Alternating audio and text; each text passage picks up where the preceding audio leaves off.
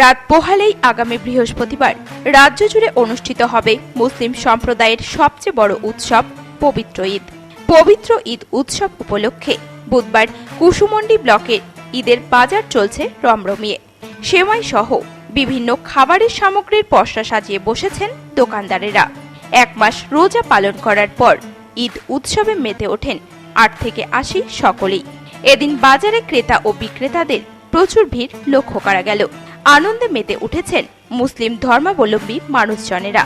এ বিষয়ে ক্রেতা মোবারক আলী জানান, আনন্দ তো ভালোই হবে। সারা ভারতবর্ষের সঙ্গে আমাদের এখানেও কালকে আগামীকাল 1 মাস রোজার পর ঈদ পালন হবে।